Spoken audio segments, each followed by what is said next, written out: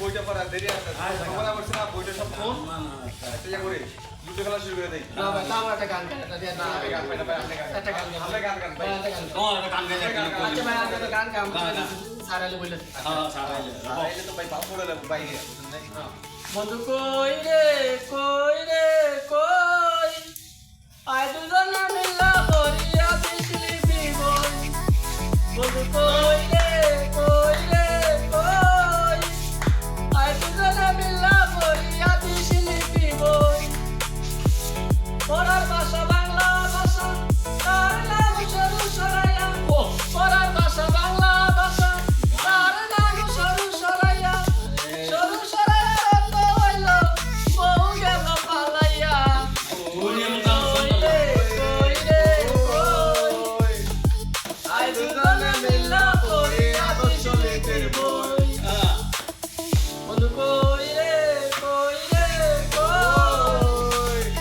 আয় দুজন মিলা করিয়া বিজলি বিবল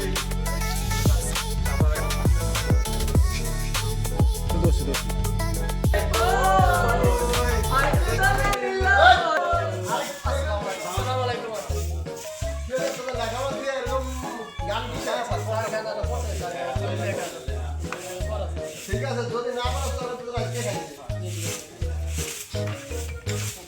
বসো আজকে তোমাদেরকে তিনটা সিওজির প্রশ্ন করবো যে পরে না পারবো তাদেরকে লাঠি দেখছো এটা দিয়া তাদেরকে পিটানো হবে ঠিক আছে আচ্ছা তাহলে আমি প্রশ্ন শুরু করি যেহেতু তোমরা সবাই অনেক অভিজ্ঞতা কারণ এক একজনের প্রায় 5-6 বছর ধরে একটা ক্লাস রয়েছে ঠিক আছে তোমরা এই তোমাদের প্রশ্নটা করি তোমরা বলো তো সবচেয়ে বুদ্ধিমান প্রাণী কোনটি কে পারে হাত তোলো আচ্ছা হাত নামাও আলামিন খেলো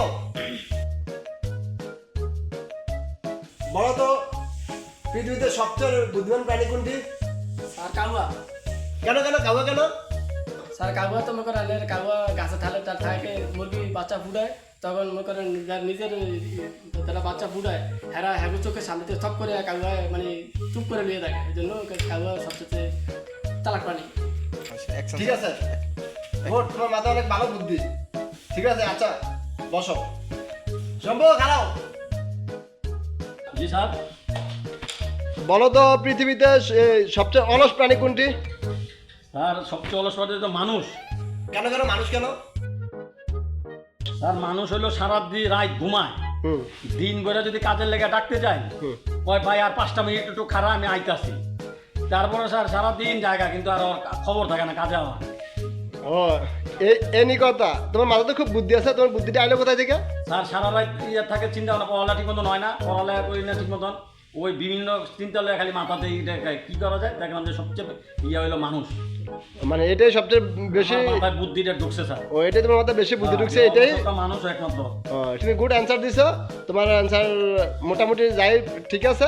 আচ্ছা ঠিক আছে, তো তুমি বসো। সালাম আলাইকুম স্যার। ওয়ালাইকুম আসসালাম।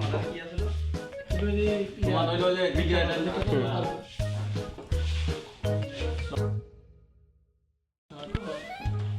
শাকিল খারাও। জি স্যার।